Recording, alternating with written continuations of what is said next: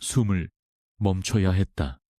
거친 숨소리가 목구멍까지 차올랐지만 달래는 입술을 피가 맺히도록 깨물며 비명조차 삼켜버렸다. 낡아빠진 나무 문 하나를 사이에 두고 들이닥친 살기는 겨울바람보다 매서웠고 얼음장보다 차가웠다. 밖에서 들려오는 묵직한 군화 소리가 눈 덮인 마당을 지식일 때마다 심장이 흉곽을 부수고 튀어나갈 듯 요동쳤다. 장작더미 깊숙한 곳, 썩은 지푸라기와 곰팡이 핀 거적대기 아래에는 한 사내가 숨겨져 있었다. 피비린내가 진동을 했다. 달래는 떨리는 손으로 아궁이의 재를 한 웅큼 쥐어 시커먼 재가 붉은 선혈을 덮어주기를 간절히 기도했다. 사내의 복부에서 꿀렁거리는 붉은 거품이 멈추지 않았다. 그는 이미 의식을 잃은 지 오래였으나 고통스러운 신음이 간헐적으로 새어나오고 있었다. 이놈들이 쥐새끼처럼 어디로 숨어든 게야. 문 밖에서 걸걸한 목소리가 들려왔다. 횃불의 불빛이 문틈 사이로 어지럽게 춤을 추었다. 달래는 황급히 부엌 한 구석에 웅크리고 앉아 마른 누룽지를 긁는 척했다. 손에 쥐고 있는 무쇠소 뚜껑이 덜덜 떨려 소리를 낼까봐 허벅지살을 꼬집었다. 낡은 부엌문이 거칠게 열렸다. 찬바람과 함께 들이닥친 사내들은 검은 복면을 하고 있었지만 그 눈빛만은 짐승처럼 번들거렸다. 횃불의 열기가 좁은 부엌을 순식간에 채웠다. 달래는 비명을 지르며 소뚜껑을 놓쳤고 쨍그랑하는 소리가 정적을 깨뜨렸다. 뭐야? 이 계집은 복면을 쓴 사내 중 우두머리로 보이는 자가 칼집으로 달래의 어깨를 툭 쳤다. 달래는 바닥에 납작 엎드려 몸을 사시나무처럼 떨었다. 공포는 연기가 아니었다. 당장이라도 목이 달아날 수 있다는 원초적인 두려움이 그녀를 지배했다. 나으리, 살려주십시오. 저는 그저 아궁이에 불을 지피러 나온 천한 종일 뿐입니다요. 달래의 목소리는 형편없이 갈라졌다. 사내는 혐오스럽다는 눈길로 달래의 꾀죄죄한 행색을 훑어보았다. 숯검정이 묻은 얼굴, 다 해진 치마 저고리, 그리고 동상 걸린 벌건 손발. 그는 코를 킁킁거리더니 미간을 찌푸렸다. 피냄새가 나는데 달래의 심장이 굳는 듯했다. 그녀는 급히 소매로 코를 훔치는 심려를 하며 울먹였다. 소인, 며칠 전부터 코피가 멈추질 않아 이리 비릿한 냄새를 풍깁니다. 죄송합니다. 나으리, 더러운 냄새를 풍겨 죽을 죄를 지었습니다. 그녀는 일부러 코를 훌쩍이며 소매에 묻어있던 자신의 헌피를 보여주었다. 사실 그것은 아까 사내를 옮기다 묻은 것이었으나 어두운 불빛 아래서는 구분하기 힘들었다. 우두머리는 더럽다는 듯 침을 깸뱉었다. 빌어먹으련. 재수가 없으려니. 야, 헛간이나 뒤져봐. 여기는 쥐새끼도 안 살 것 같다. 사내들이 우르르 밖으로 빠져나갔다. 발자국 소리가 멀어지고 대문 밖으로 사라질 때까지 달래는 엎드린 자세 그대로 움직이지 못했다. 다리에 힘이 풀려 일어설 수가 없었다. 눈물이 바닥으로 뚝뚝 떨어져 그녀는 기어가듯 장작더미로 향했다. 거적을 들추자 창백하다 못해 투명해진 사내의 얼굴이 드러났다. 짙은 눈썹과 오뚝한 콧날은 귀한 집 자제임이 분명했으나 왼쪽 어깨부터 허리까지 길게 베인 상처는 끔찍했다. 살이 벌어져 뼈가 보일 지경이었다. 이대로 두면 죽는다. 달래는 부엌문 빗장을 단단히 걸어 잠갔다. 그녀의 나이 고작 16. 이름도 없이 그저 달래라고 불리는 이 대감댁에서 가장 천한 부엌댁이었다. 감히 역적으로 몰릴지도 모르는 자를 숨겨주었다는 사실이 발각되면 능지처참을 당해도 할 말이 없었다. 하지만 그녀는 짐승처럼 죽어가던 사내의 눈빛을 잊을 수가 없었다. 눈보라가 몰아치던 며칠 전 밤, 돛감을 구하러 뒷산에 올랐다가 눈밭에 쓰러진 그를 발견했을 때였다. 죽은 줄만 알았던 사내가 핏발선 눈으로 그녀의 발목을 움켜쥐었다. 살려달라는 애원도, 비명도 아니었다. 그저 살아야겠다는 지독한 갈망. 그 강렬한 생의 의지가 달래의 비루한 삶을 뒤흔들었다. 태어나서 한 번도 자신의 의지대로 살아본 적 없던 그녀에게 사내의 눈빛은 마치 불꽃 같았다. 달래는 치맛자락을 북찢었다. 주인마님의 약방에서 몰래 훔쳐온 지혈산 가루를 떨리는 손으로 상처 부위에 뿌렸다. 사내가 고통에 몸부림치며 억눌린 신음을 토해냈다. 참으셔야 합니다.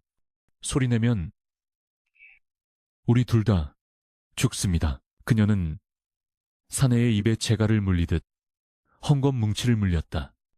상처를 동여매는 손길은 투박했지만 정성스러웠다. 차가운 물을 데워 굳어가는 피를 닦아내고 자신의 체온으로 사내의 얼어붙은 손발을 누겼다. 사흘 밤낮이 어떻게 지나갔는지 몰랐다.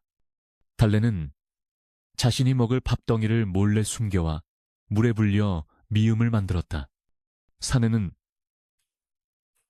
열병에 시달리며 헛소리를 해댔다. 북쪽, 함정이, 배신자, 알아들을 수 없는 단어들이 그의 입에서 흘러나왔다. 달래는 차가운 물수건을 그의 이마에 올려주며 밤새 곁을 지켰다. 그녀가 할 수 있는 것은 누군가 부엌 근처에 올 때마다 심장이 졸아들었지만 다행히 폭설이 계속되어 사람들의 발길이 뜸했다. 나흘째 되던 날 새벽, 거짓말처럼 눈보라가 멈췄다. 부엌의 작은 창으로 희미한 여명이 스며들 때였다. 인기척에 눈을 뜬 달래는 쏘스라치게 놀랐다. 죽어가던 사내가 상체를 일으켜 앉아 있었다. 식은땀으로 젖은 머리카락이 이마에 달라붙어 있었지만 눈빛만은 형형하게 살아있었다. 일어나셨습니까? 달래가 조심스럽게 물었다. 사내는 경계심 가득한 눈으로 주위를 둘러보더니 이내 시선을 달래에게 고정시켰다. 날카롭던 눈매가 아주 잠깐 부드럽게 풀렸다. 네가 나를 살린 게냐? 목소리는 갈라지고 낮았지만 위험이 서려 있었다. 달래는 고개를 숙이며 작게 끄덕였다. 사내는 자신의 상처를 감싼 투박한 천조각과 달래에 찢어진 치맛자락을 번갈아 보았다. 그리고는 말없이 주먹을 꽉 쥐었다. 이곳에 더 있으면 너까지 위험해진다. 나는 가야 한다. 몸도 성치 않으신데 어딜 가신단 말입니까? 밖에는 아직 놈들이 깔려 있을지도 모릅니다. 달래가 만류하려 했지만 사내는 단호했다. 그는 비틀거리는 몸을 억지로 일으켜 세웠다. 상처가 터져 피가 배어나왔지만 그는 눈 하나 깜짝하지 않았다. 이 은혜는 잊지 않겠다. 살아서 갚을 날이 올 것이다. 사내는 품 안을 뒤적거리더니 무언가를 꺼내 달래의 손에 쥐어주었다. 반으로 쪼개진 옥패였다. 붉은 실에 꿰어진 반쪽짜리 옥에는 기이한 문양이 새겨져 있었다. 가지고 있어라. 훗날 이름이라도 조남이라도 알려주십시오. 달래의 물음에 사내는 잠시 망설이다 고개를 저었다. 아는 것이 너에게 독이 될 것이다. 부디 살아만 있어 다오. 그 말을 끝으로 사내는 뒤도 돌아보지 않고 문을 열었다. 차가운 새벽 공기가 훅 밀려들어왔다. 그는 절뚝거리면서도 빠른 속도로 어둠 속으로 사라졌다. 눈 위에 찍힌 핏자국과 발자국만이 그가 이곳에 있었다는 유일한 증거였다. 달래는 멍하니 그가 사라진 곳을 바라보다가 손에 쥐어진 차가운 옥패를 가슴 깊숙이 숨겼다. 2년 내년이 감히 천둥 같은 호통 소리가 등 뒤에서 들려왔다.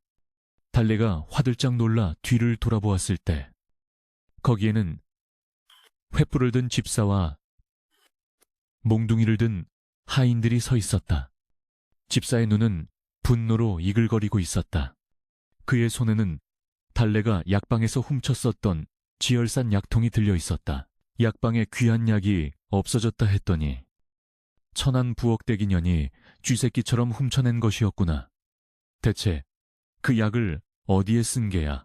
집사의 시선이 바닥에 떨어진 핏자국과 찢어진 옷가지들, 그리고 누군가 머물렀던 흔적이 역력한 지푸라기 더미에 꽂혔다. 그의 표정이 호우라, 사내 놈을 끌어들였구나. 감히 대감마님 대감방이나 다름없는 곳에 외간 남자를 숨겨, 그것도 도둑질까지 해가며. 아닙니다. 오해입니다. 나으리, 달래가 무릎을 꿇고 빌었지만 소용없었다. 집사는 손짓했다. 인연이 입을 열 때까지 멍석말이를 해라. 아주 뼈를 부러뜨려 놓아야 바른 대로 불 테지. 건장한 하인들이 달래를 짐짝처럼 끌고 마당으로 나갔다. 거친 멍석이 그녀의 몸을 휘감았다. 살을 애는 듯한 추위보다 더 끔찍한 공포가 밀려왔다. 몽둥이가 허공을 가르는 소리와 함께 둔탁한 타격음이 마당에 울려 퍼졌다. 비명조차 제대로 지르지 못했다. 뼈가 으스러지는 듯한 고통이 전신을 강타했다. 한 대, 두 대, 10대. 몽둥이질은 멈추지 않았다. 입안이 터져 피비린내가 진동했고 정신이 아득해졌다. 말해라. 어떤 놈을 숨겨준 것이냐? 그놈이 훔쳐간 폐물이 무엇이냐? 집사가 악을 쓰며 물었지만 달래는 입술을 꽉 깨물었다. 말할 수 없었다. 그 사내의 눈빛을, 그가 남긴 옥패를 배신할 수 없었다. 그것은 그녀의 비루한 인생에서 처음으로 맺은 목숨을 건 약속이었다. 모릅니다. 저는 정말 모릅니다. 독한 년, 더 쳐라. 죽지 않을 만큼만 하얀 눈밭 위로 붉은 피가 스며들었다. 달래의 의식이 흐릿해져 갔다. 멀어지는 의식 속에서도 그녀는 품속의 옥패가 깨지지 않도록 몸을 웅크렸다. 고통이 한계점을 넘어서자 오히려 몸이 붕 뜨는 듯한 기분이 들었다. 차라리 이대로 죽는 것이 나을지도 모른다. 태어나서 한 번도 따뜻한 밥 한 끼 배불리 먹어보지 못한 인생. 짐승보다 못한 취급을 받으며 살아온 날들이 주마등처럼 스쳐 지나갔다. 하지만 죽을 수 없었다. 살아서 갚을 날이 올 것이라던 그 사내의 낮고 굵은 목소리가 귓가에 맴돌았다. 부디 살아만 있어, 다오. 그 한마디가 달래에 꺼져가는 생명의 불씨를 간신히 붙들고 있었다. 해가 중천에 떴을 때 멍석은 풀어졌다. 피투성이가 된 달래는 짐승의 사체처럼 뒷문 밖으로 내던져졌다. 다시는 이 근처에 얼씬도 하지 마라. 눈에 띄면 그땐 정말 요절을 낼 테니. 대문이 쾅 하고 닫혔다. 세상은 다시 고요해졌다. 차가운 눈밭에 버려진 달래는 손가락 하나 까딱할 수 없었다. 내리는 눈이 그녀의 뜨거운 상처 위를 덮어주었다. 시야가 하얗게 전멸했다. 죽음의 문턱에서 그녀는 눈을 감지 않았다. 아니, 감을 수 없었다. 반드시 살 것이다. 진흙탕을 기어서라도 살아남을 것이다. 그래서 언젠가 그 사내가 약속을 지키러 오는 날, 당당히 그 앞에 서리라. 달래의 찢어진 입술 사이로 하얀 입김이 가늘게, 그러나 끈질기게 피어올랐다. 그것은 혹독한 겨울의 시작이자 그녀의 기구한 운명이 태동하는 순간이었다. 얼음장은 깨졌다. 쩡 하는 소리와 함께 두꺼운 얼음판이 갈라지며 시커먼 강물이 입을 벌렸다. 살을 내는 듯한 한양의 겨울바람이 젖은 소매 사이로 파고들 때마다 달래의 손등은 붉게 터져 피가 배어나왔다. 잿물에 불어 퉁퉁 부은 손가락은 이미 감각을 잃은 지 오래였다. 뼈마디가 쑤시다 못해 끊어질 것 같았지만 방망이질을 멈출 수는 없었다. 이곳은 한양 최대의 기방, 월향루. 월향루의 뒷마당 빨래터였다.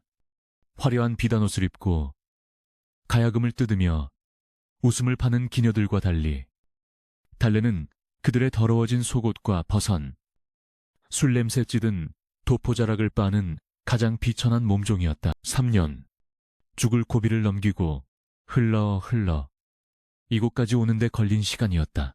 주인 집에서 쫓겨나 거리를 떠돌다 인신매매꾼에게 잡혀 섬으로 팔려갈 뻔했던 일.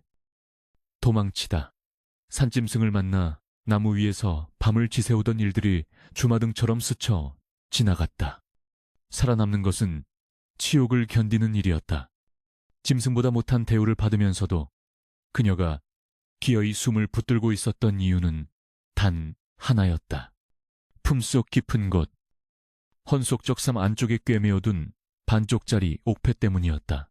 야, 냄뱅이 아직도 저고리 하나를 못 빨고 뭉개고 있는 게냐. 걸걸한 목소리와 함께 물에 젖은 걸레가 달래의 등짝으로 날아들었다. 빨래터를 관리하는 노파, 곰보 할멈이었다. 달래는 비명도 지르지 않고 묵묵히 고개를 숙였다. 죄송합니다. 얼음이 너무 두꺼워 깨느라 늦었습니다. 곧 끝내겠습니다.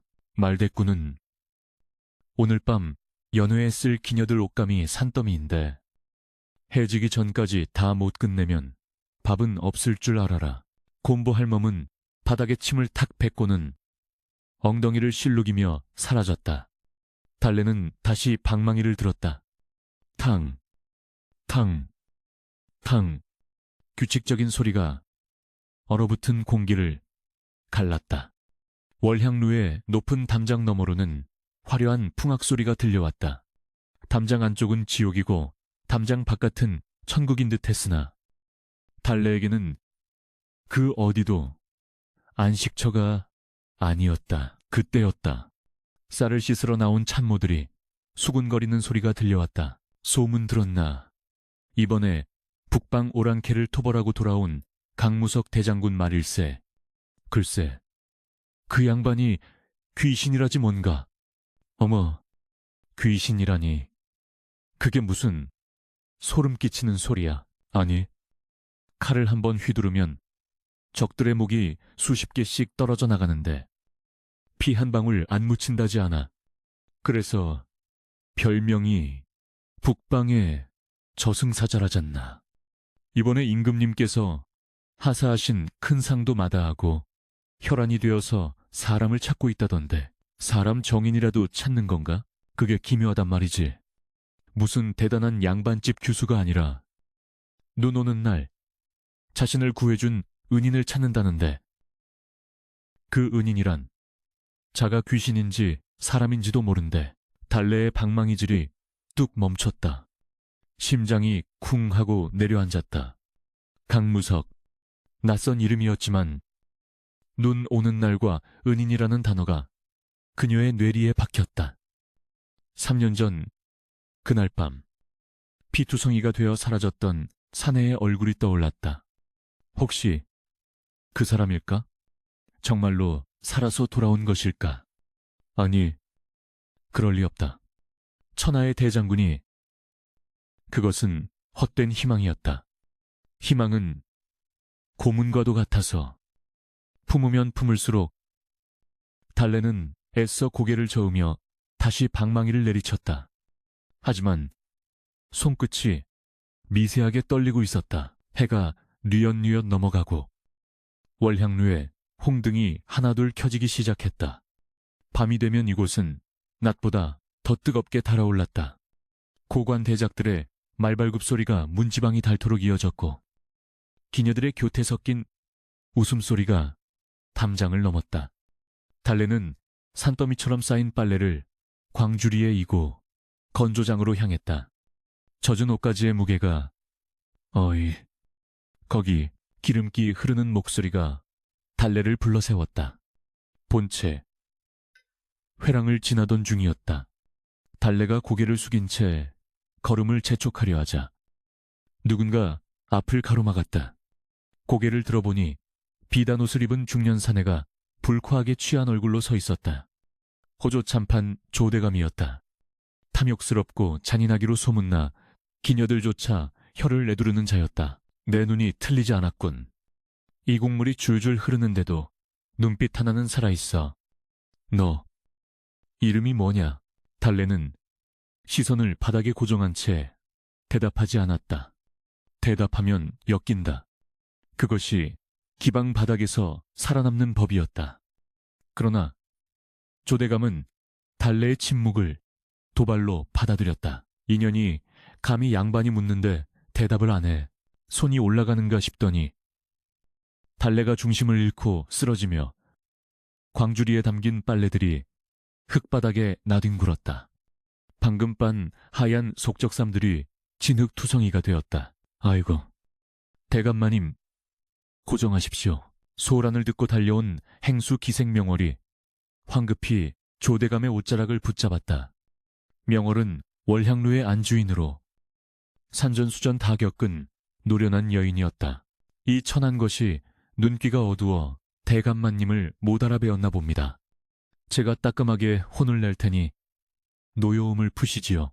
명월이 달래에게 눈짓을 하며 썩 꺼지라는 신호를 보냈다. 하지만 조대감은 끈적한 눈빛으로 바닥에 쓰러진 달래를 훑어보고 있었다. 진흙 속에 엎어진 달래가 고개를 들었다.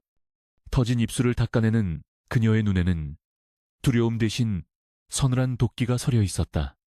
그 눈빛이 조대감의 비틀린 욕망을 자극했다. 아니다. 오늘은 전연이다. 명월이 당황하여 되물었다. 전연을 씻겨서 내 방으로 들여보내라. 곱게 화장칠해 놓은 년들은 이제 질렸어. 저렇게 도끼 서린 년을 꺾어놓는 맛이. 대감마님, 저 아이는 기생이 아니라 빨래터에서 일하는 비천한 종입니다. 얼굴도 못생겼고 몸가짐도 배운 적이 없어서 대감마님 기분을 망칠 것입니다요. 상관없다. 내 오늘 밤 전연을 품어야겠으니 당장 준비시켜 만약 딴청을 피우면 월향루 문을 닫게 만들 줄 알아라. 조대감은 으름장을 놓고는 비틀거리며 내실로 들어갔다. 남겨진 명월과 달래 사이에는 무거운 침묵이 흘렀다. 명월은 한숨을 깊게 내쉬며 달래를 내려다보았다. 운명도 참 기구하구나. 일어나거라. 행수님, 저는 못합니다. 차라리 죽으면 죽었지. 저런 짐승에게 몸을 내줄 수는 없습니다. 달래가 명월의 치맛자락을 잡고 애원했다. 명월은 씁쓸한 표정으로 고개를 저었다. 네가 죽는 건 상관없다만 네가 거절하면 여기 있는 식솔들이 다 길바닥에 나앉게 된다. 권세가의 눈밖에 나면 기방 하나쯤 사라지는 건 일도 아니야. 명월의 목소리는 차가웠지만 눈빛에는 연민이 스쳐갔다. 그녀 역시 기생으로 늙어 행수가 된 처지였기에 힘없는 여인의 서름을 누구보다 잘 알고 있었다. 씻겨라. 그리고 가장 고운 옷을 입혀 명월의 지시에 하녀들이 달려들어 달래를 일으켜 세웠다. 달래는 반항했지만 억세게 잡아끄는 손길을 당해낼 재간이 없었다. 목욕통이 있는 방으로 끌려가는 내내 달래는 놔놓으란 말이야. 차가운 물이 아닌 따뜻한 김이 피어오르는 목욕물에 몸이 담가졌다. 떼수건이 거칠게 살관을 문질렀다. 묵은 때가 벗겨지자 감추어져 있던 하얀 속살이 드러났다. 해국물에 가려져 있던 그녀의 이목구비는 놀라울 정도로 청초하고 아름다웠다. 달래를 씻기던 하녀들조차 잠시 손을 멈추고 넋을 잃을 정도였다. 인연. 씻겨놓으니 옥이네. 옥이야. 그 말은 칭찬이 아니라 사형 선고처럼 들렸다. 예쁘면 예쁠수록 놈들의 먹잇감이 되기 쉬운 세상이었다. 달래는 수치심에 입술을 깨물었다. 머리에는 동백기름이 발라지고 얼굴에는 연지곤지가 찍혔다. 거친 무명옷 대신 붉은 비단 치마와 속이 비치는 저고리가 입혀졌다. 거울 속에 비친 여인은 낯설었다. 화려하지만 마치 제물로 바쳐지는 희생양 같은 모습이었다. 모든 준비가 끝났을 때 명월이 방으로 들어왔다. 그녀는 달래의 모습을 보고 잠시 말을 잇지 못하다가 조용히 다가와 머리 장식을 고쳐주었다. 미안하구나. 힘이 없어 너를 지켜주지 못해서. 하지만 살아라. 살아서 버티다 보면 쥐구멍에도 볕들 날이 오지 않겠느냐. 볕들 날 따위는 오지 않습니다. 달래가 메마른 목소리로 대답했다. 그렇다 해도 목숨은 귀한 것이다. 오늘 밤만 넘기면 내가 조대감을 잘 구슬려 너를 빼내주마. 그러니 제발 대들지 말고 시키는 대로 해라. 명월은 달래의 손에 작은 은장도를 쥐어주는 대신 그것을 빼서 자신의 품에 넣었다. 자결할 생각은 꿈도 꾸지 마라. 달래는 텅 빈 눈으로 허공을 응시했다. 방 밖으로 끌려나가 복도를 걷는 발걸음이 사형장으로 향하는 죄수처럼 무거웠다. 조대감의 방 앞. 문지기가 묘한 웃음을 흘리며 문을 열어주었다.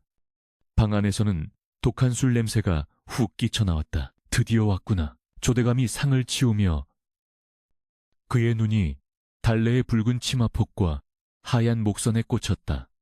침을 꿀꺽 삼키는 소리가 들릴 정도로 노골적인 욕망이었다. 가까이 오너라. 달래는 문가에 서서 움직이지 않았다.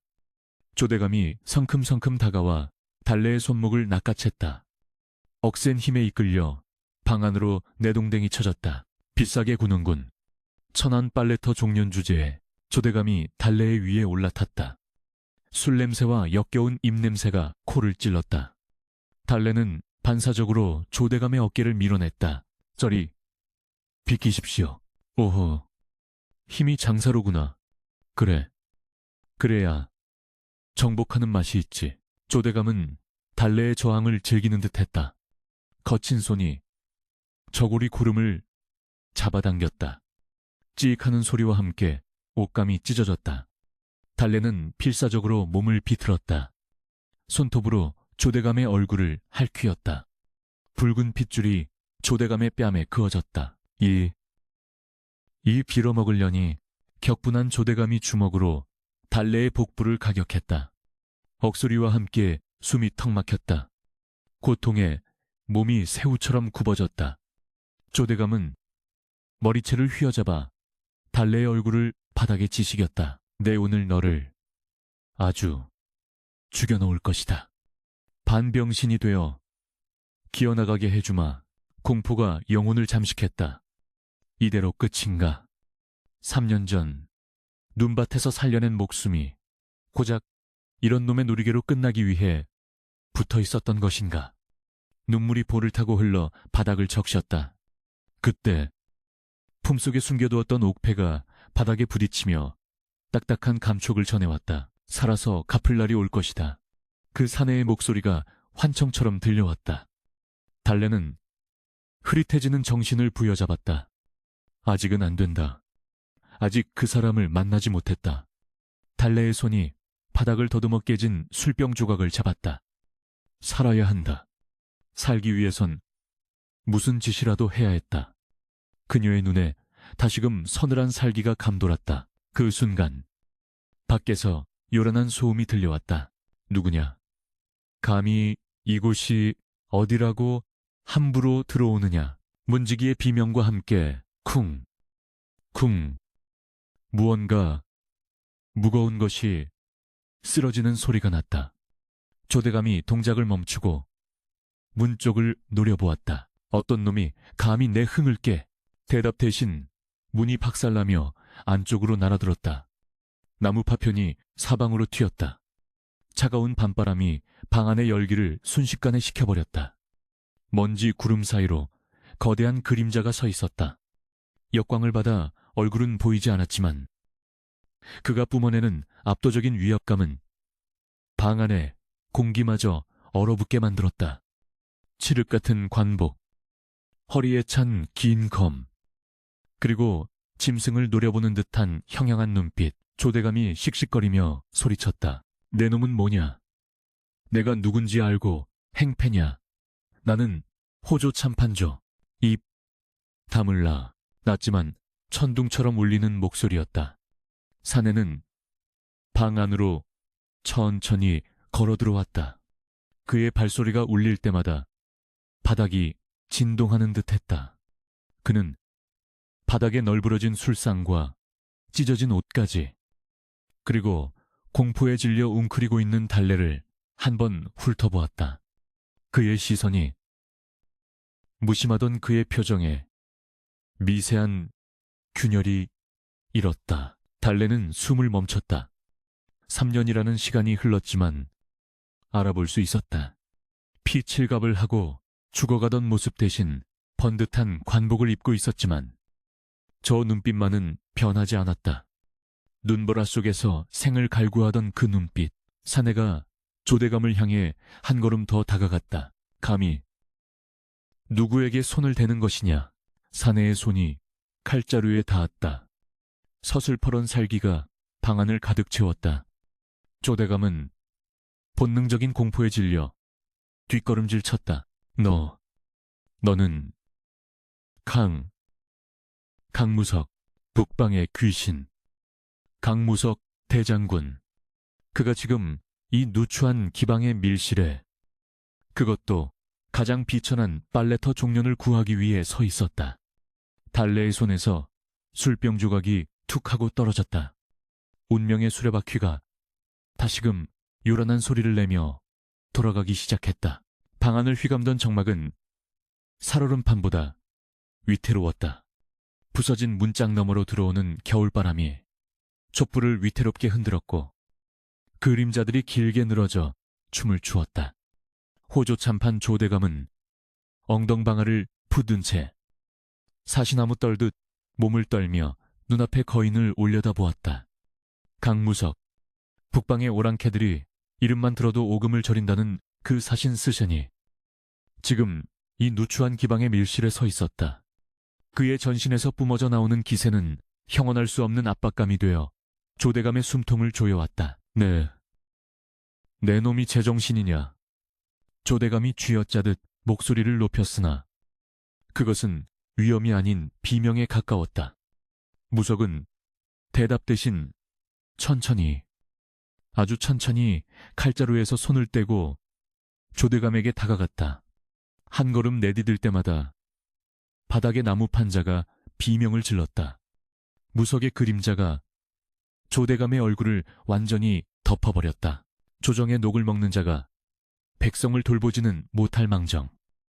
힘없는 여인을 겁박하고 유린하다니. 내 놈이 입고 있는 그 관복이 아깝구나. 무석의 목소리는 낮게 깔려 있었지만 그 안에 담긴 분노는 용암처럼 끓고 있었다. 조대감은 뒷걸음질 치다 벽에 등이 닿자 헐떡이며 소리쳤다. 이복의 대장군 오해야. 오해 전연이 먼저 꼬리를 쳤네. 천한 기생년 하나 가지고 이러지 말게나. 우리 사이에.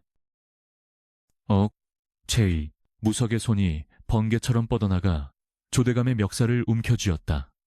거구의 사내가 종이장처럼 허공으로 들어올려졌다. 조대감의 두 발이 바닥에서 버둥거렸다. 숨이 막혀 컥컥거리는 조대감의 얼굴이 붉게 달아올랐다. 내 눈에는 내 놈이 저 여인보다 훨씬 더 천하고 더러워 보인다. 당장 내 눈앞에서 사라져라. 다시는 내 눈에 띄지 않는 게 좋을 것이다. 만약 한 번이라도 더 이런 추잡한 짓을 벌이다 걸리면 그날은 내 놈의 목이 북방의 걸음으로 쓰이는 날이 될 줄 알거라. 무석은 조대감을 쓰레기 던지듯 문 밖으로 내동댕이 쳤다. 우당탕 소리와 함께 복도로 굴러떨어진 조대감은 체면이고 뭐고 챙길 겨를도 없이 네 발로 기어 도망쳤다. 복도 끝에서 지켜보던 하인들과 기생들도 혼비백산하여 숨기에 바빴다. 소란이 잦아들자 방 안에는 무거운 침묵만이 남았다. 무석은 거친 숨을 고르며 천천히 몸을 돌렸다. 방구석에 웅크리고 앉아있는 여인에게로 시선이 향했다. 찢어진 저고리 사이로 하얀 어깨가 드러나 있었고 헝클어진 머리카락 사이로 보이는 눈동자는 공포와 수치심으로 일렁이고 있었다. 하지만 그 깊은 곳에는 결코 꺼지지 않는 불꽃 같은 생명력이 여전히 타오르고 있었다. 3년 전, 그 눈보라치던 밤, 자신을 살리기 위해 제 옷을 찢고 자신의 밥을 덜어주던 그 소녀의 눈빛이었다. 무석의 심장이 격하게 요동쳤다.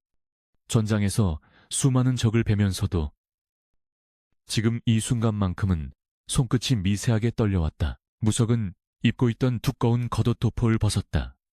그리고 조심스럽게 다가가 여인의 떨리는 어깨를 감싸주었다. 묵직하고 따뜻한 온기가 달래의 차가운 몸을 덮었다. 달래는 깜짝 놀라 고개를 들었다. 눈앞에 그가 있었다. 꿈에서도 그리던, 아니, 꿈에서조차 감히 바라면 안 된다고 스스로를 다그쳤던 그 사내가 바로 코앞에서 자신을 내려다보고 있었다. 그간 무탈하였느냐? 무석의 목소리가 젖어 있었다. 달래는 입술을 깨물며 고개를 푹 숙였다. 눈물이 왈칵 쏟아질 것 같았지만 필사적으로 참았다. 그녀는 지금 화려한 비단옷을 입고 있지만 속은 시커멓게 타버린 기생의 몸종일 뿐이었다. 천하의 대장군이 된 그와 마주하기에는 자신의 처지가 너무나 비참했다. 사람을 잘못 보셨습니다. 나으리, 소녀는 그저 천한 기생일 뿐입니다. 달래가 몸을 뒤로 빼며 도포를 벗으려 했다. 자신의 더러운 몸이 닿으면 그의 고귀한 옷마저 더러워질 것만 같았다. 하지만 무석은 달래의 손목을 부드럽게 그러나 단호하게 잡아 제지했다. 투박하고 굳은 살이 박인 무인의 손이었지만 그 온기만은 난로처럼 따뜻했다. 거짓말은 서툴구나. 네가 나를 잊었을지는 몰라도 나는 너를 잊은 적이 단 하루도 없었다. 아닙니다. 정말 아닙니다. 나으리께서 찾으시는 분은 제가 달래가 부정하려 할 때 무석의 시선이 달래의 치마, 허리춤에 머물렀다. 찢어진 옷 사이로 붉은 실에 꿰어진 반쪽짜리 옥패가 희미하게 반짝이고 있었다. 무석은 품 안에서 나머지 반쪽을 꺼냈다. 달래의 눈이 커졌다. 두 개의 옥패가 서로를 부르듯 은은한 빛을 내고 있었다. 이래도 아니라고 할 테냐. 무석이 자신의 옥패를 달래의 옥패 옆에 가져다 대었다. 쩍 갈라졌던 틈이 완벽한 하나가 된 옥패. 그것은 거부할 수 없는 운명의 증거였다. 달래의 눈에서 참았던 눈물이 툭 하고 떨어졌다. 더 이상 숨길 수도 도망칠 수도 없었다. 나으리, 어찌 저 같은 것을 기억하십니까? 그저 스쳐 지나가는 인연일 뿐인데. 저는 비천한 부엌대기 출신에 지금은 기방의 빨래터에서 일하는 종년입니다. 대장군이 되신 분께 오점만 될 뿐입니다. 달래가 흐느끼며 말했다. 자신의 초라한 현실이 뼈저리게 아팠다. 하지만 무석은 달래의 젖은 뺨을 거친 손으로 조심스럽게 닦아주었다. 신분 따위가 무슨 소용이냐. 내 목숨은 네가 살렸다. 네가 없었다면 지금의 강무석도 없다. 천한 것은 네 신분이 아니라 은혜를 모르고 거칠에만 중시하는 자들의 마음이다. 무석은 달래를 일으켜 세웠다. 다리에 힘이 풀려 주저앉으려는 그녀를 단단히 부축했다. 가자.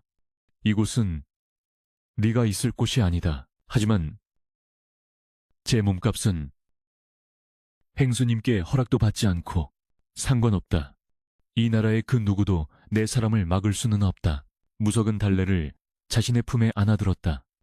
달래는 화들짝 놀라 버둥거렸지만 그는 꿈쩍도 하지 않았다.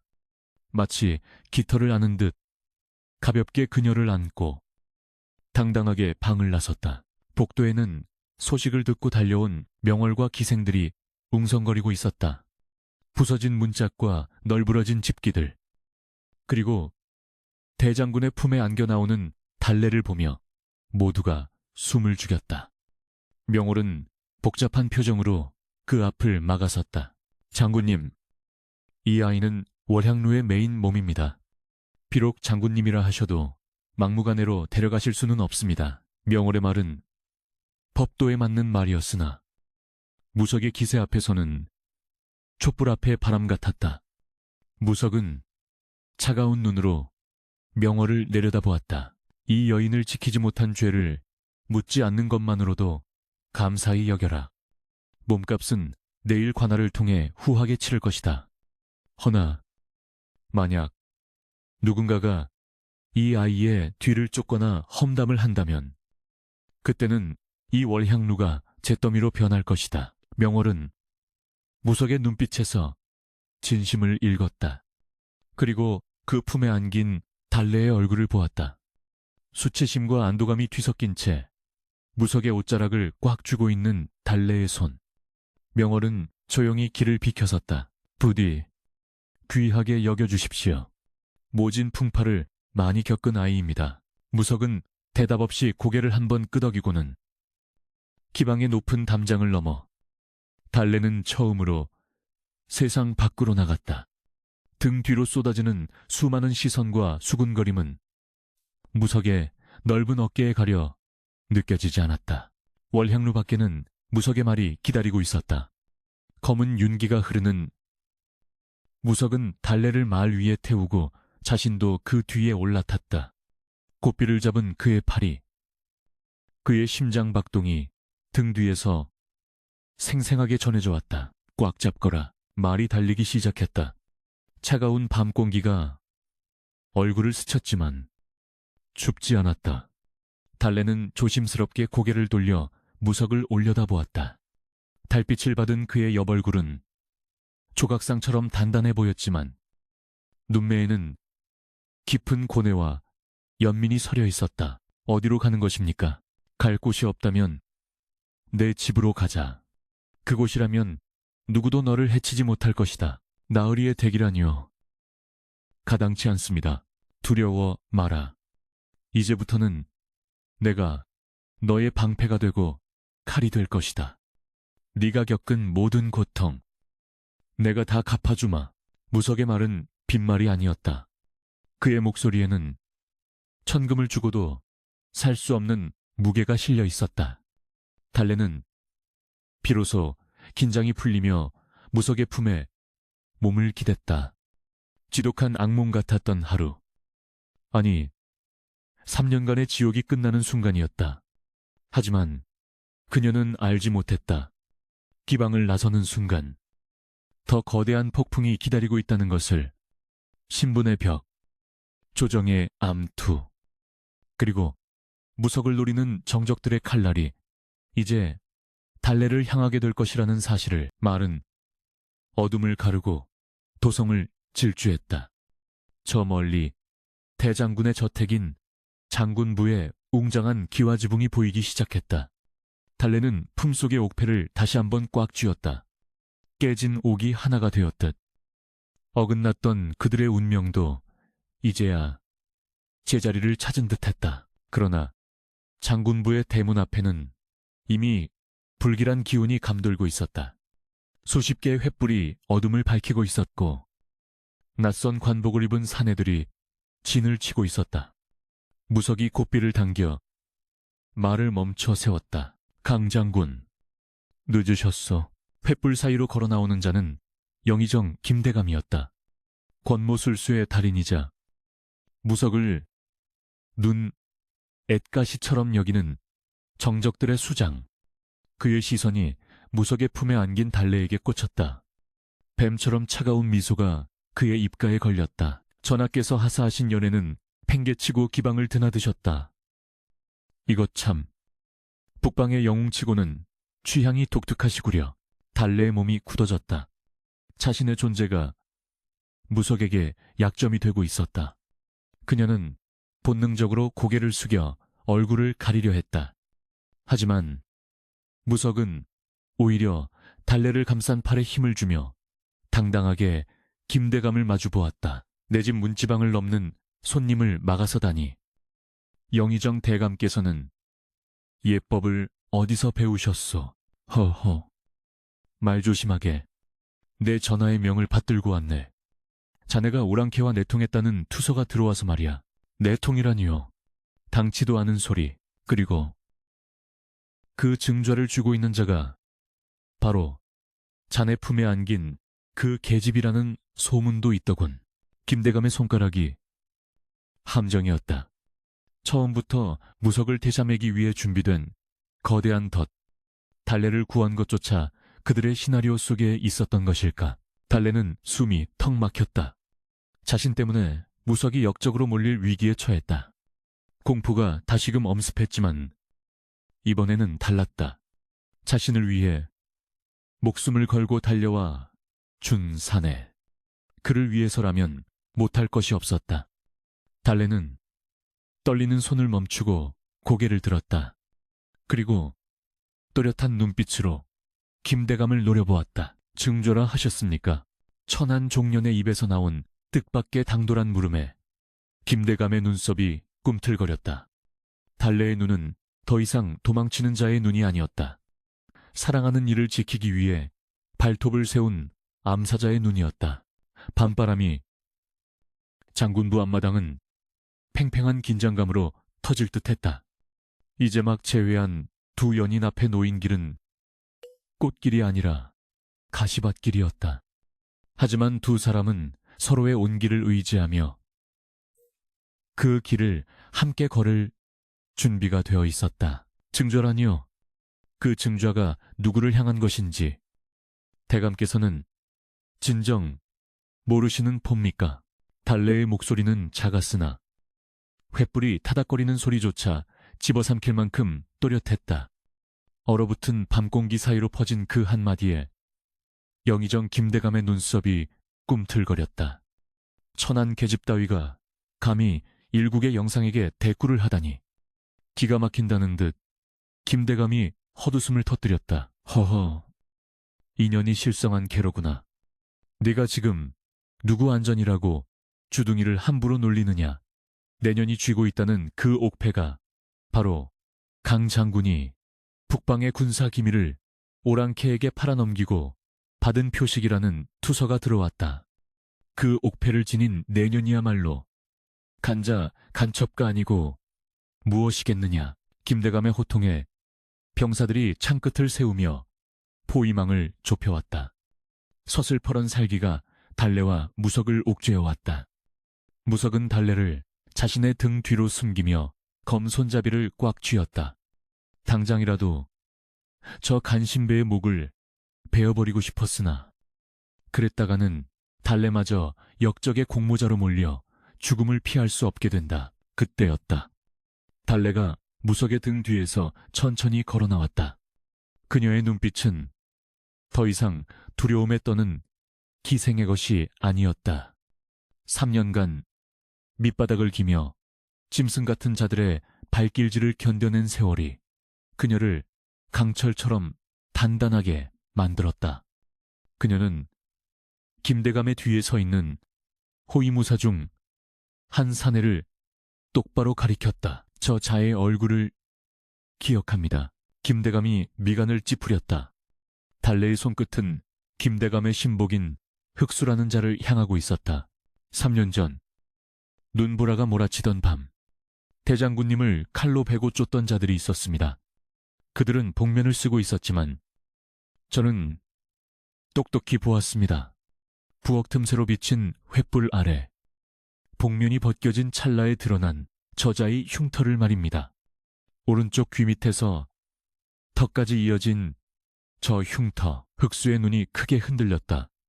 그는 당황하여 저도 모르게 뺨을 감싸 쥐었다. 그 모습은 누가 봐도 찔리는 자의 행동이었다. 달래는 멈추지 않고 말을 이었다. 그리고 오늘 밤 월향루 뒷방에서 허조참판 조대감이 술에 취해 짓거리더군요. 이번에 강무석이 돌아오면 김대감과 짜고 영모 누명을 씌워 쥐도 새도 모르게 죽일 것이다. 그러면 북방의 교역권은 모두 우리 차지가 된다. 라고 말입니다. 거짓말이다. 저 천한년이 죽으려고 환장을 했구나. 김대감이 악을 쓰며 소리쳤다. 여봐라. 당장 전연의 혀를 뽑고 목을 쳐라. 역적의 무리다. 김대감의 명령이 떨어지자 흑수와 사병들이 일제히 달려들었다. 무석은 기다렸다는 듯 검을 뽑아들었다. 날카로운 파열음과 함께 흑수의 검이 무석의 검에 막혔다. 무석은 단 일격에 흑수의 검을 쳐내고 그의 어깨를 베었다. 비명과 함께 흑수가 나뒹굴었다. 무석은 춤을 추듯 유려하게 검을 휘두르며 달려드는 사병들을 하나둘 쓰러뜨렸다. 피가 튀고 비명이 난무하는 아수라장이 되었다. 하지만 적의 수가 너무 많았다. 수십 명의 사병이 파도처럼 밀려들었다. 무석이 아무리 천하무적이라 해도 달래를 보호하며 싸우는 것은 쉽지 않았다. 장군님, 조심하십시오. 달래의 비명에 무석이 고개를 돌렸다. 뒤에서 창을 든 병사가 달래를 노리고 있었다. 무석은 자신의 등을 내어주며 달래를 감싸 안았다. 푹 하는 둔탁한 소리와 함께 창날이 무석의 왼쪽 어깨를 스치고 지나갔다. 붉은 선혈이 달래의 뺨 위로 튀었다. 달래의 얼굴이 하얗게 찔렸다. 무석은 고통을 삼키며 창을 든 병사의 가슴을 발로 걷어찼다. 괜찮다. 내 뒤에서 떨어지지 마라. 무석의 숨소리가 거칠어졌다. 김대감은 뒤로 물러나 비열한 웃음을 흘렸다. 천하의 강무석도 계집 하나 지키려다 개죽음을 당하는구나. 쏘아라. 활을 쏘아라. 담장 위로 궁수들이 모습을 드러냈다. 화살촉이 달빛을 받아 서늘하게 빛났다. 절체절명의 순간이었다. 달래는 무석의 옷자락을 움켜쥐며 눈을 질끈 감았다. 이렇게 끝나는 것인가? 3년을 기다려 만난 정인과 한마디 사랑한다는 말도 못해보고 죽는 것인가? 그때 어둠을 가르고 묵직한 북소리가 울려 퍼졌다. 둥, 둥, 둥. 장군부 밖 대로변에서 수백 개의 횃불이 용처럼 꿈틀대며 다가왔다. 땅을 울리는 말발굽 소리와 함께 황금색 용문양이 새겨진 깃발이 휘날렸다. 어명이다. 모두 칼을 걷어라. 민구, 모두, 공도, 천둥 같은 외침과 함께 궁수들은 혼비백산하여 활을 내렸고 사병들은 얼어붙었다. 붉은 관복을 입은 도승지가 금군을 이끌고 나타났다. 그리고 그 뒤로 평복 차림을 했으나 감출 수 없는 위엄을 풍기는 한 사내가 말을 타고 등장했다. 주상전하, 김대감의 얼굴이 흑빛이 되었다. 그는 덜덜 떨며 바닥에 납작 엎드렸다. 왕이 직접 행차할 줄은 전하, 어찌 이곳까지. 왕은 싸늘한 눈으로 김대감을 내려다보았다. 내 오늘 밤 잠행을 나왔다가 재미있는 구경을 하는구나. 영의정, 그대는 분명 강장군이 역모를 꾸민다 하여 군사를 빌려달라 했지. 헌데 내 눈에는 그대가 역모를 꾸미는 것으로 보이는구나. 아닙니다. 전하, 저 계집이 증좌입니다. 저 계집이 오랑캐의 첩자입니다. 김대감은 끝까지 발악하며 달래를 가리켰다. 왕의 시선이 달래와 무석에게로 향했다. 피투성이가 된 채 서로를 의지하고 서 있는 두 사람. 왕은 말에서 내려 그들에게 다가갔다. 강장군, 그리고 그 여인. 무석은 상처 입은 몸을 이끌고 달래와 함께 무릎을 꿇었다. 전하께 심려를 끼쳐드려 그 옥패를 이리다오. 왕이 손을 내밀었다. 무석은 달래가 쥐고 있던 이제는 하나로 합쳐진 옥패를 왕에게 바쳤다. 왕은 옥패를 받아 들고는 달빛에 비추어 보았다. 그리고는 품에서 작은 두루마리를 꺼냈다. 모두 듣거라. 3년 전 짐은 강장군에게 북방의 간첩 명단이 적힌 밀서를 찾아오라 명했다. 허나 강장군은 돌아오는 길에 습격을 당해 밀서를 분실했다 보고했지.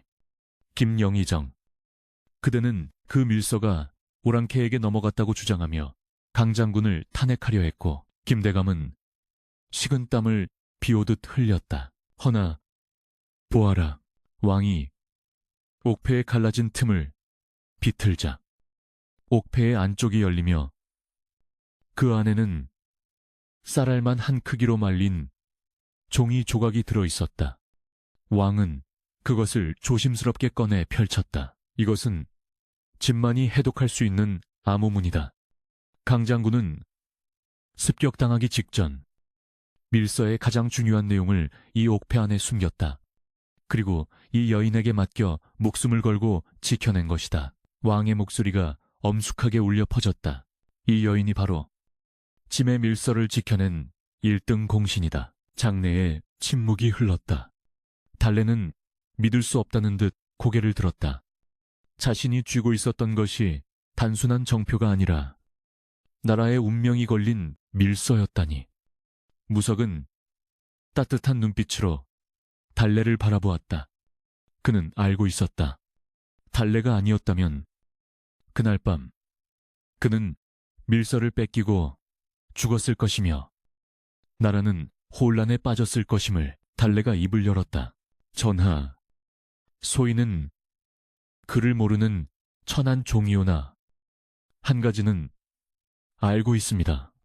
옥패를 건네주실 때 장군님께서 하신 말씀을요. 이것이 나를 증명할 것이다 라고 하셨습니다. 장군님은 자신의 목숨보다 이 나라의 안위를 더 걱정하셨습니다. 그리고 그녀는 떨리는 손가락으로 김대감을 가리켰다. 저 자들은 그 충심을 짓밟으려 했습니다. 장군님을 죽이고 저를 첩자로 몰아 자신들의 죄를 덮으려 했습니다. 부디 통촉하여 주시옵소서. 달래의 절규는 왕의 마음을 움직였다. 왕은 차가운 눈으로 김대감을 노려보았다. 이 암호문에는 북방 오랑캐와 내통한 조정 대신들의 이름이 적혀있다. 그리고 그 맨 위에 영의정, 김자점, 안돈상, 공지. 네, 이름이 적혀있구나. 전하, 억울하옵니다. 그것은 조작된 것입니다. 내 놈의 수하인 흑수가 강 장군을 공격한 자라는 증언도 나왔다. 더 변명할 테냐? 여봐라, 대역죄인 김자점과 그 일당을 당장 포박하여 의금부로 압송하라. 추상 같은 어명에 금군들이 김대감과 그 수하들을 덮쳤다. 김대감은 비명을 지르며 끌려갔고 흑수와 사병들은 무릎을 꿇고 살려달라 애원했다. 소란스럽던 장군부 앞마당이 순식간에 정리되었다. 왕은 다시 무석과 달래 앞에 섰다. 무석이 비틀거리며 일어나자 왕은 직접 무석의 어깨를 두드려 주었다. 그대의 충심을 의심한 적은 없으나 적들의 눈을 속이기 위해 짐도 모르는 척할 수밖에 없었다. 미안하다. 아니옵니다. 전하. 그리고 왕의 시선이 달래에게 머물렀다. 햇국물 흐르는 기생의 옷을 입고 피가 튄 얼굴을 한 여인. 그러나 그 어떤 귀부인보다 고귀해 보이는 여인. 그대의 이름이 무엇이냐? 달래. 라고 하옵니다. 달래라.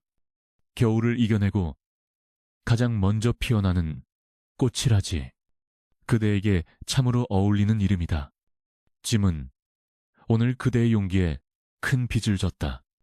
원하는 것이 있다면 무엇이든 말해보라. 달래는 무석을 바라보았다. 무석의 눈에는 깊은 애정과 감사가 담겨 있었다. 그녀는 다시 왕을 향해 고개를 숙였다. 소인은 바라는 것이 없사옵니다. 다만 제 신분이 천하여 장군님의 앞길에 누가 될까 두렵습니다. 부디 장군님께서 저 때문에 세간의 비웃음을 사지 않도록 저를 멀리 떠나보내 주시옵소서. 무석이 놀라 달래의 손을 잡았다. 무슨 소리냐? 내 너를 두고 어디로 가란 말이냐? 달래의 눈에서 눈물이 주르륵 흘러내렸다. 그녀는 자신의 처지를 너무나 잘 알고 있었다. 공신이 되었다 한들 기생 출신의 종년이 대장군의 정실이 되는 것은 국법으로도 관례로도 용납되지 않는 일이었다. 그녀는 무석을 사랑하기에 만도 그를 위해 떠나려 했다. 왕은 두 사람의 모습을 안타깝게 바라보더니 호탕하게 웃었다. 과연 영웅에게는 미인이 따른다더니 내 오늘 파격적인 명을 하나 내리겠다. 왕의 목소리에 모두가 숨을 죽였다. 달래, 그대는 오늘부로 노비의 신분을 벗고 양인이 되었음을 선포한다. 또한 국가의 기밀을 지킨 공을 치하하여 정경 부인에 준하는 품계를 하사하니 강무석 대장군과 혼인하여 100년 해로하도록 하라. 무석과 달래가 동시에 소리쳤다. 믿을 수 없는 은혜였다. 노비가 하루아침에 정경 부인이 된다니 전례가 없는 일이었다. 내 말이 들리지 않느냐? 이는 어명이다. 그 누구도 이 혼인에 토를 달 수 없을 것이다. 성은이 망극하옵니다.